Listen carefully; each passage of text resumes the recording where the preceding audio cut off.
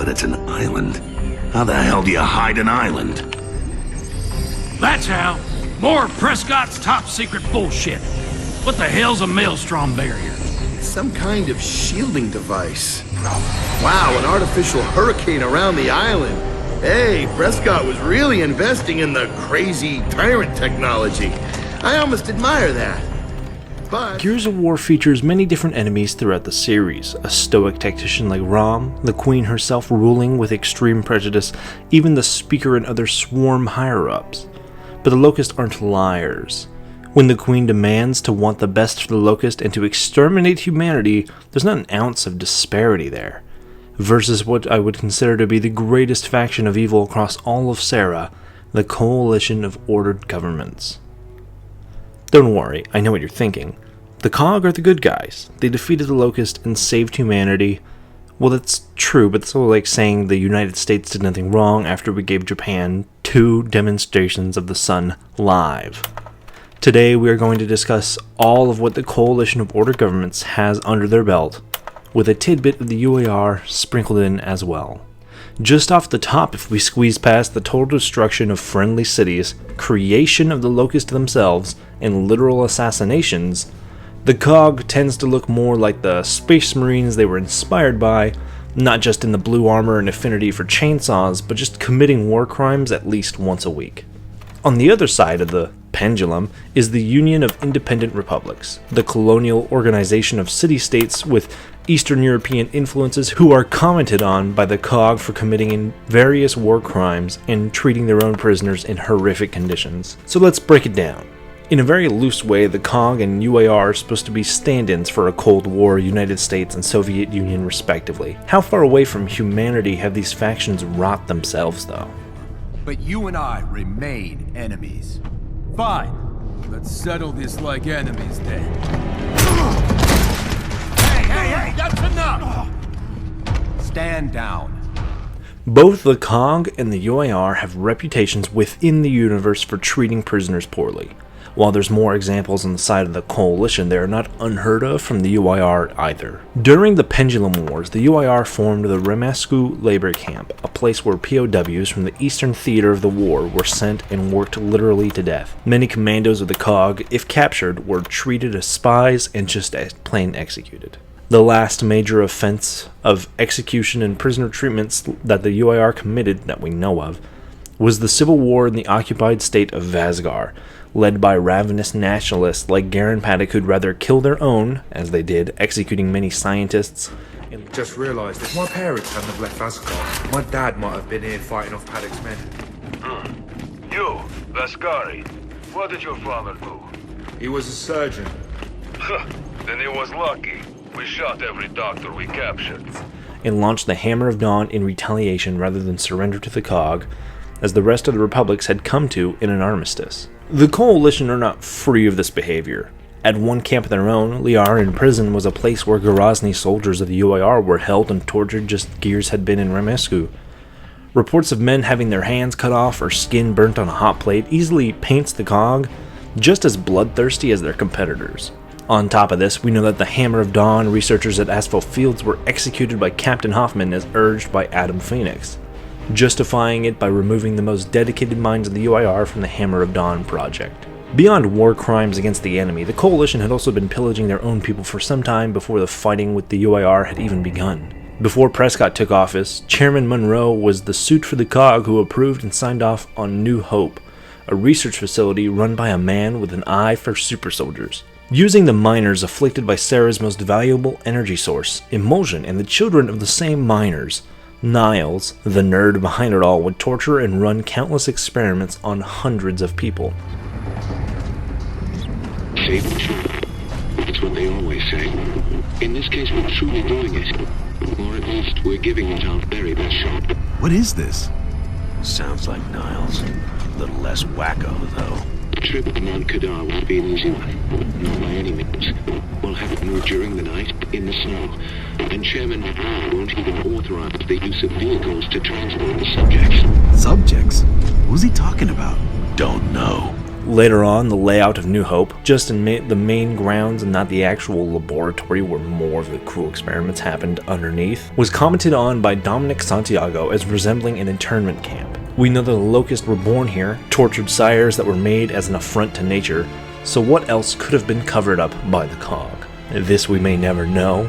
A lot of it ends up getting just swept under the rug, but I'm telling you, if this is the smallest amount that we've seen, you can fucking guarantee that there's stuff 10 times worse than this out there in the world of Gears of War. We do know it was covered up, as most of New Hope wasn't declassified until some 14 years into the Locust War when Delta Squad came to it. Even Colonel Victor Hoffman, who led the Coalition's defense force, was in the dark of this space. A trend that would continue even later with the First Minister Anya Stroud and Mina Jin also covering up New Hope and basically treating it like it didn't exist. What is this? You looking for a repeat of Settlement 2? A highly successful operation. It's now our most compliant settlement. Most famously, Adam Phoenix was just one of possibly many people in the Coalition whose death was faked and kept secret for near to 6 years until the literal end of the world after Azura had fallen. Speaking of, the top secret hidden island covered by a manufactured hurricane used to keep the most famous, rich, and influential members of human society safe and hide out in a sunny beachside luxury while the rest of the world barred against the raging world outside is a different level of classist cruelty, and it's always astounding to me. We also see the COG cover up and go out of their way to assassinate those who defect and are influential. First was Sophia Hendrick, who has not been confirmed but can be assumed to have been kidnapped and possibly executed by the Coalition for defecting from her Onyx cadet career and running off with UAR insurgents.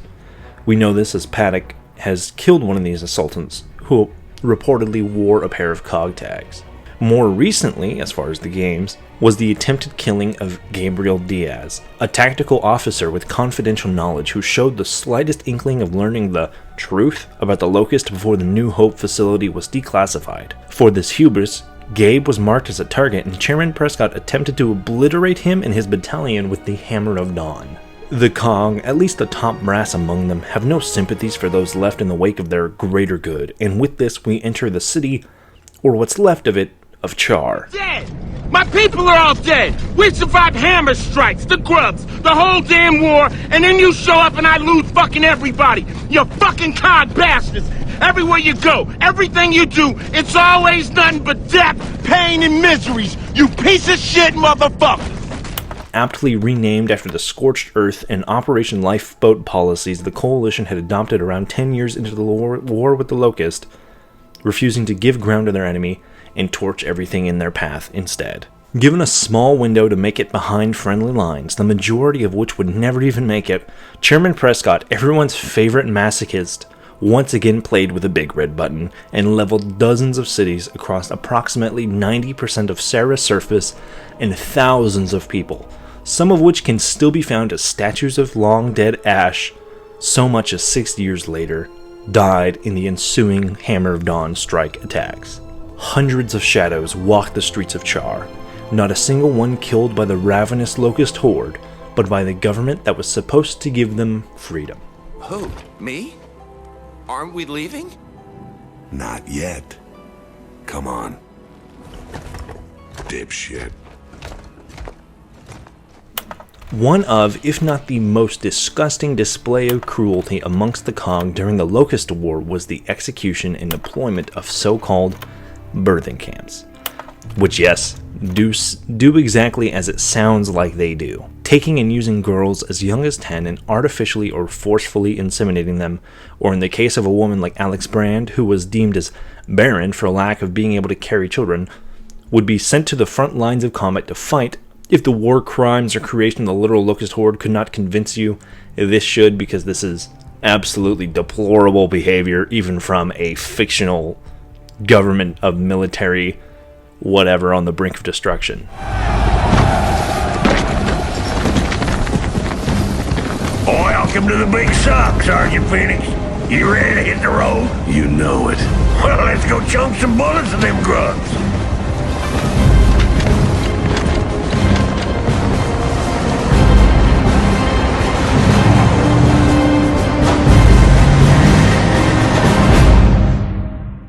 top of torturing and killing their own people and enemies alike, the Coalition also worked hard to force the many hands of the stranded, civilians removed from their homes and forced to survive in this brutal world scarred by warfare. Many men, like Michael Barrick, who were given a gun and enlisted to work among the many ranks, later contracting rust lung from his service, a death sentence for nearly anyone on Sarah. Or a survivor like Dizzy, who joined on Operation Lifeboat only because his young daughters had fallen sick, and the Coalition used medicine as leverage to get him and likely hundreds of others to take up arms. Prisoners who were condemned and possibly had committed war crimes themselves, Marcus Phoenix is one who fell in this camp, were even released in a desperate last stand of the COG who would otherwise have left them to rot away, or in some prisoners like Marcus's case to be beaten and attacked by higher-ups and guards of the prisons themselves.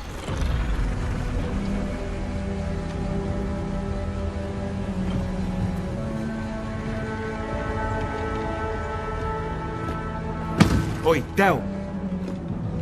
You're gonna be okay. You know, you might not have a problem with shooting innocent people, but I do.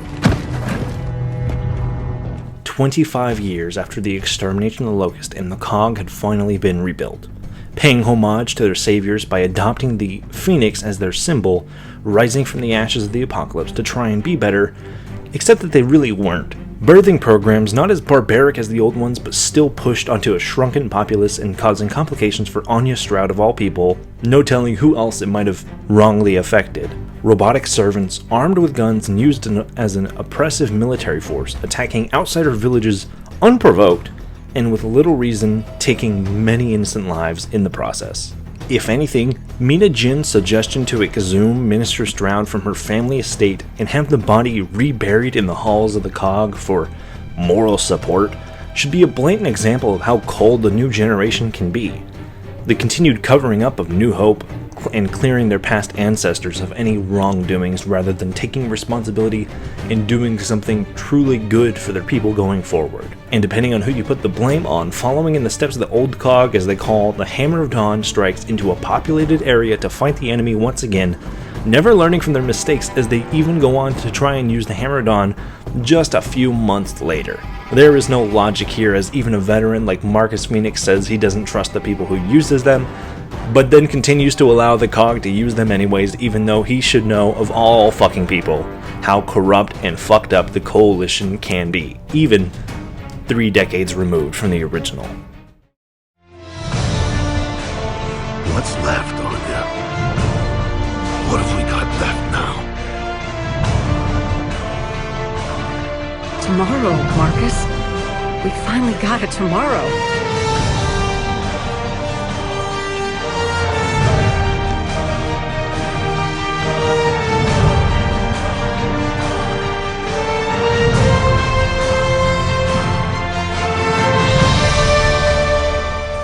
Of course, individual members of the COG can be good people and heroes alike, but they aren't the good guys, just the victors in this case. This is a theme of a lot of dystopian work you'd find. One great example for me is Rick Grimes in The Walking Dead, who eventually devolves into this piece of disgust, making himself just as monstrous as those that he fights against. So the next time you wave the flag and protect Prescott in a game of Capture the Leader, just remember the actions of said leader you are defending.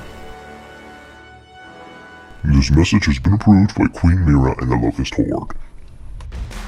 Hello! Thank you for watching if you did. This one was a bit shorter. I am planning on doing more Gears of War stuff, something about the Carmines, Gears of War 3, and a retrospective of the whole series entirely. A lot of people don't seem to agree with me because I'm younger and I don't really have as much nostalgia for the old games as some people tend to have. But anyways, thank you very much for watching. Remember to stay cool, have fun, be awesome, and I'll see you next time.